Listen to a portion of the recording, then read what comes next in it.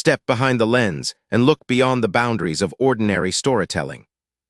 Join us as we explore the defining moments in history, capturing the exact seconds that changed our world forever. Papers now. Immigration check. I'm a police lieutenant, Phoenix PD. My badge is in my truck. Sure you are. Everyone's got a story. Show me documentation proving citizenship. Before you do that, you might want to call your supervisor. The Shell station on McDowell Road was packed when it happened. Tuesday morning, 9:47 a.m., the kind of desert heat that makes asphalt soft and turns steering wheels into branding irons. Lieutenant Marcus Hayes had stopped for gas on his way home from an overnight shift, still in his civilian clothes, basketball shorts, a Phoenix Suns t-shirt, sunglasses against the glare. He'd just finished pumping when 3 IC agents approached from a white government SUV he hadn't noticed pulling in. Their body cameras were rolling, recording what would become the most expensive gas stop in Arizona history. Before we continue, where are you watching from? If this is your first time here, you need to hit that subscribe button. Stories like this don't get told unless we tell them, and your support means these videos reach people who need to see what's really happening out here. Agent Todd Brennan led the approach, his partners Agents Valdez and Kim flanking wide like they were corralling livestock. Hayes saw them coming, read the tactical spacing, the hands hovering near weapons, the body language of men who'd already decided he was a problem. His cop brain cataloged it all in the second it took them to close the distance. Federal agents. Immigration and Customs Enforcement patches visible on their vests. Looking at him like he was prey. He knew where this was going before Brennan opened his mouth. Afternoon. Immigration and Customs Enforcement. We're conducting a sweep of this area. Need to see identification and proof of legal status. Brennan's voice carried that particular bureaucratic flatness, the tone of someone going through motions they'd repeated 1,000 times. Hayes took off his sunglasses, made sure his hands were visible. 23 years on the force had taught him that sudden movements around armed cops got people shot. I'm a police officer. Phoenix PD, Lieutenant Marcus Hayes. My badge and ID are in my truck. He gestured toward his F-150 parked at the pump behind him. Everyone says there's something, Brennan replied, not moving, not letting Hayes move. Got any documentation on you right now? The way he said it made clear he didn't believe a word. Hayes felt anger spark in his chest, the familiar burn that came from being treated like this in his own city, wearing his own team's jersey at a gas station he'd stopped at 100 times. My wallet's in my back pocket. My badge is in my vehicle. I've been a Phoenix police officer for 23 years. If you call my precinct, they'll verify. We'll verify everything once we've established your identity and status, Brennan said, which was icy speak for you're coming with us whether you like it or not. I need you to provide documentation now, or we'll have to detain you for processing. Valdez had moved around to Hayes' right side, Kim to his left, the triangle formation tightening. Hayes recognized it immediately, containment tactics, the kind you use when you think someone might run or fight. Except he wasn't running. He was standing at a gas pump in broad daylight with his hands visible, trying to explain who he was to federal agents who'd already written their own narrative. My ID is in my wallet. You want me to reach for it? Hayes asked, his voice steady despite the situation spiraling. He'd been on the other side of stops like this, knew how they could go wrong, knew that reaching for anything could be interpreted as reaching for a weapon. Slowly. 2 fingers. No sudden movements, Brennan ordered, his hand now definitely on his weapon. The 3 body cameras captured Hayes moving in slow motion, pulling his wallet from his back pocket like he was defusing a bomb, opening it to show his driver's license. Arizona license, his photo, his address in Glendale, issued and renewed, completely legal and current. Brennan took the wallet, examined the license without much interest. This doesn't prove citizenship or legal status. I need a passport, birth certificate, naturalization papers. Something that establishes you have a right to be in this country. The words landed like a slap. Hayes had been born in Tucson. His father had been born in Tucson. His grandfather had been born in New Mexico when it was still a territory. His family had been American longer than Arizona had been a state. I was born in Tucson. I'm a natural-born citizen. I'm also a police lieutenant. My badge is in my truck 15 feet away. Let me show you. You're not going anywhere until we've verified your status, Brennan said, pocketing Hayes' license, which was technically theft but would be described later as securing evidence. We're going to need you to come with us for processing and verification. Processing, Hayes repeated, his voice hard now. You're detaining me? On what grounds? What reasonable suspicion do you have that I'm here illegally besides the color of my skin? The question hung in the hot air.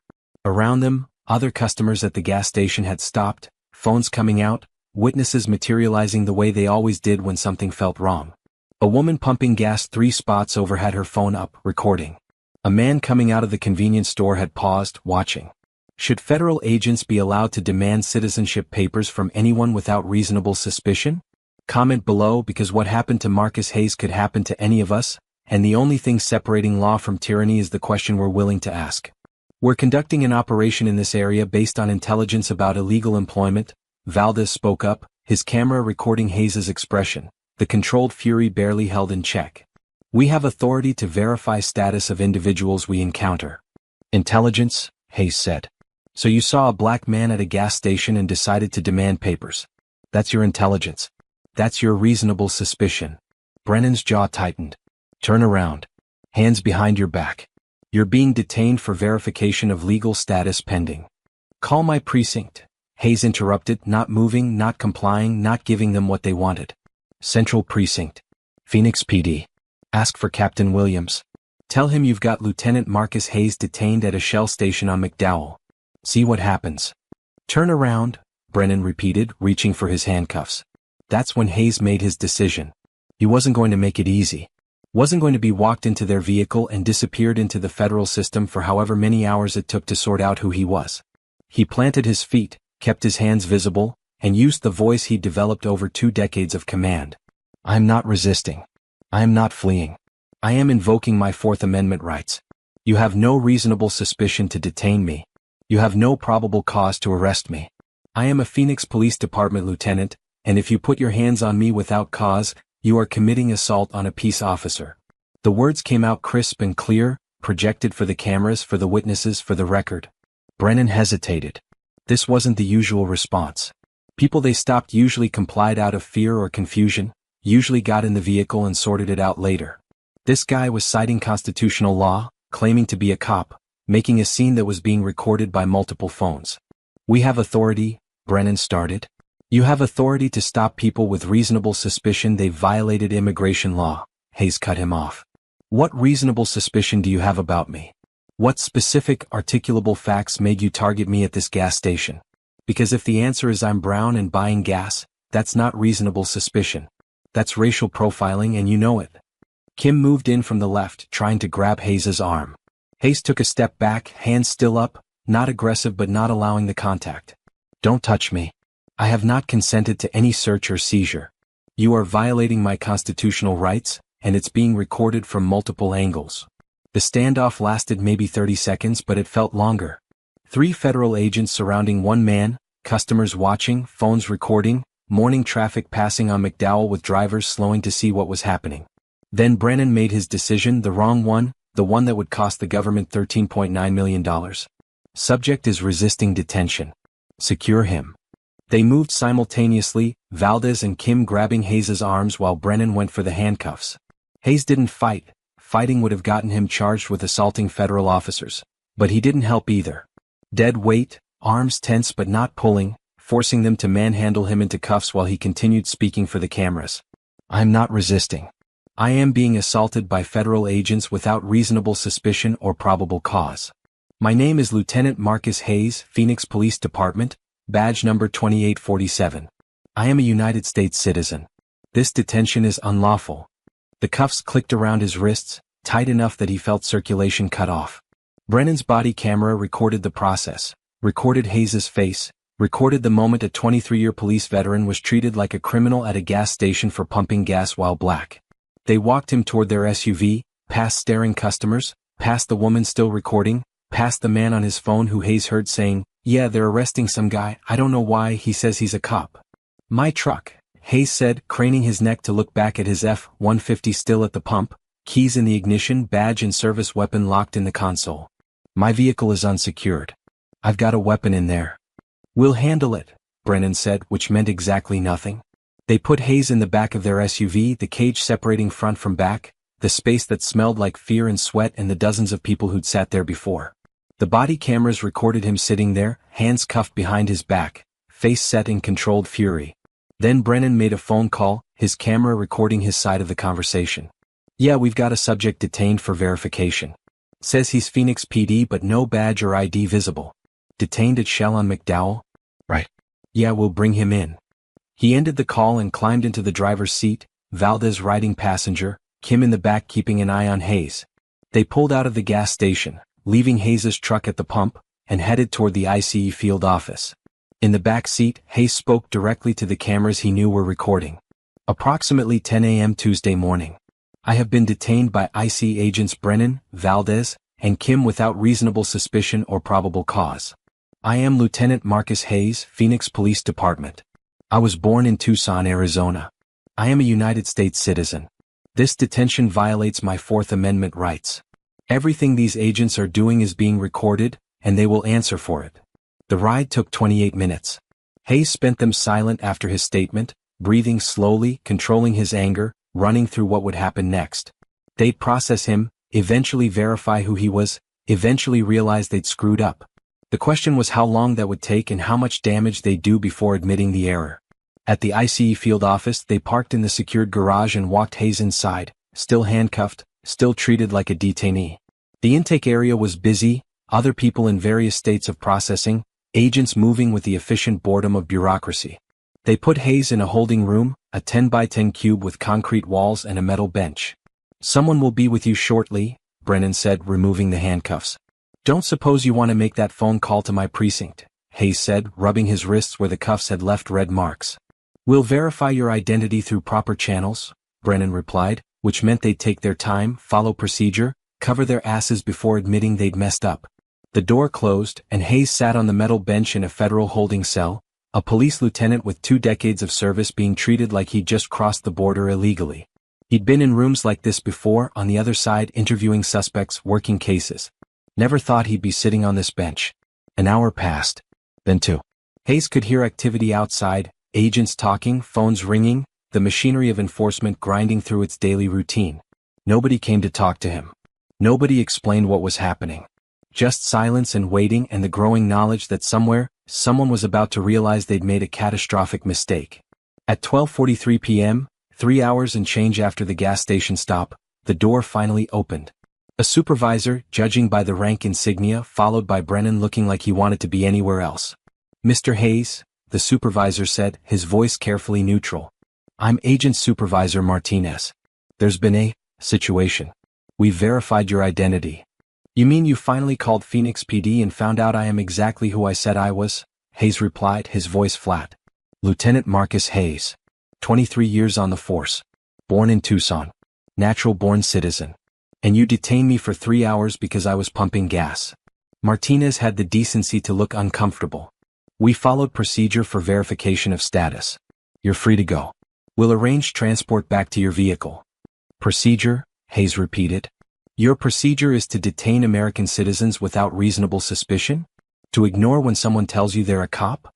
To leave their vehicle unsecured at a gas station for 3 hours? Silence. What could they say that wouldn't make it worse? I want copies of all body camera footage, Hayes continued.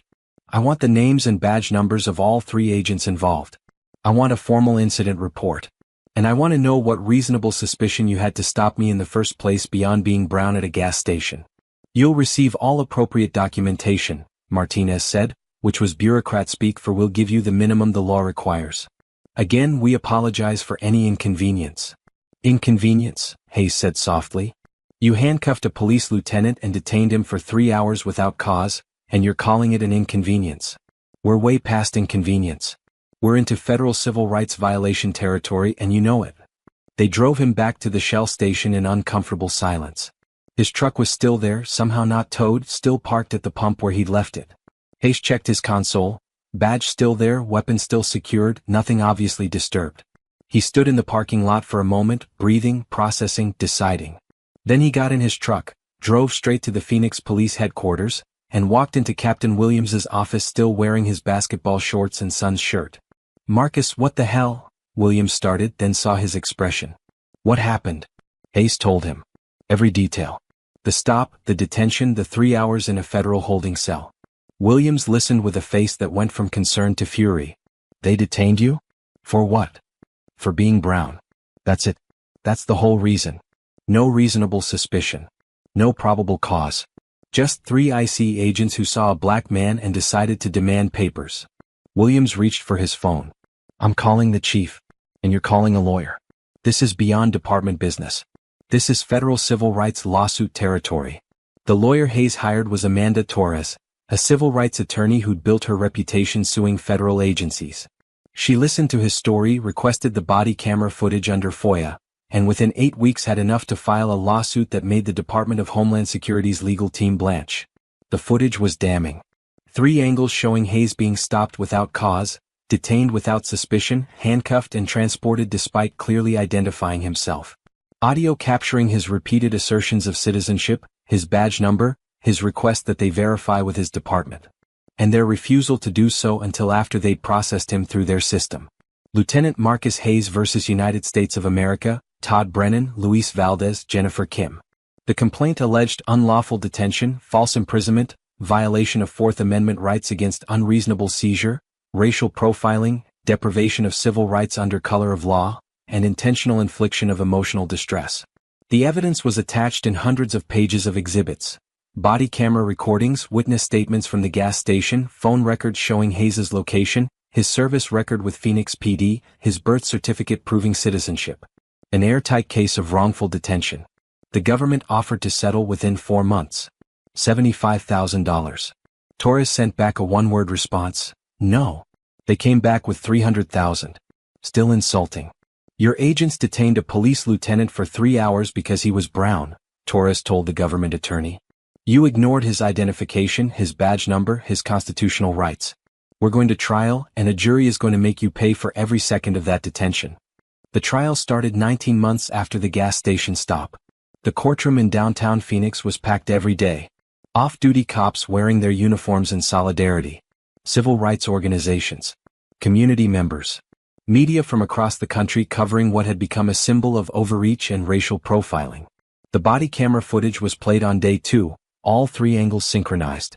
The jury watched Hayes being approached, questioned, detained. Listened to him identify himself clearly and repeatedly. Watched 3 federal agents ignore everything he said and handcuff him anyway. When the footage ended, several jurors looked angry. One was shaking her head slowly, her expression disgusted. Hayes testified for 9 hours across 4 days.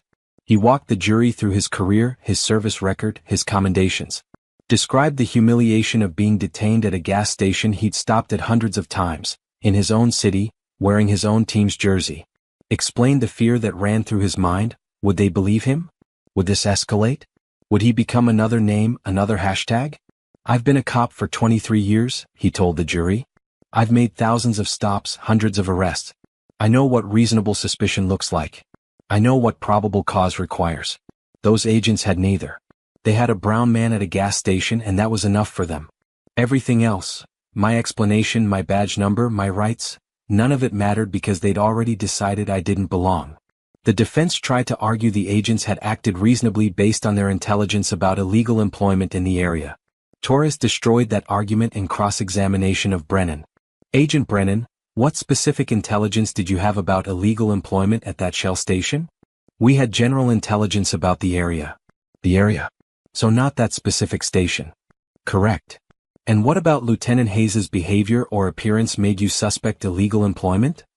He matched the general demographic profile. Demographic profile. You mean he was brown? That's not what I said. But it's what you meant. Because nothing else about him, his clothing, his vehicle, his behavior, suggested illegal employment. He was pumping gas. So what exactly made you target him? Silence. The jury watched Brennan struggle for an answer that wouldn't sound like racial profiling. The jury deliberated for 8 days. When they returned, the foreman read a verdict that electrified the courtroom. Guilty on all counts. The damages phase took another 12 days. The jury heard about Hayes' nightmares, his hypervigilance, his inability to trust federal law enforcement. From his captain about how the incident had affected his work, his relationships with other officers. From a psychologist about PTSD and the specific trauma of law enforcement officers who become victims of the system they serve. When the jury announced damages, the courtroom went silent. $9.4 million in compensatory damages. $4.5 million in punitive damages. Total, $13.9 million. Brennan, Valdez, and Kim were reassigned to desk positions. The field office supervisor who delayed verification was demoted. The Department of Homeland Security issued carefully worded statements about ongoing reviews and policy clarifications, avoiding any admission that systemic problems existed. Training materials were updated as part of regularly scheduled revisions. Nothing that acknowledged this specific case had revealed fundamental failures. Hayes stayed with Phoenix PD another 3 years before retiring early. He used part of his settlement to fund a legal defense organization for people detained by immigration enforcement, providing free attorneys and documentation assistance. The gas station stop became a cautionary tale, taught in police academies and law schools as an example of how assumptions override evidence, how profiling destroys lives, and how even badges don't protect you when bias decides you don't belong. If you believe citizenship shouldn't require proving yourself at gas stations, that reasonable suspicion means something, hit that subscribe button. We've got more stories coming that show why documentation matters, why cameras save lives, and why sometimes the only justice is a jury willing to say enough. Because in a country where a police lieutenant can be detained for being brown while buying gas, all of us are one stop away from having to prove we belong in our own home. Every historical record holds a profound story waiting to be carefully uncovered. Every story we explore is a deliberate step closer to the ultimate truth. Thank you for joining us on this vital journey of discovery today.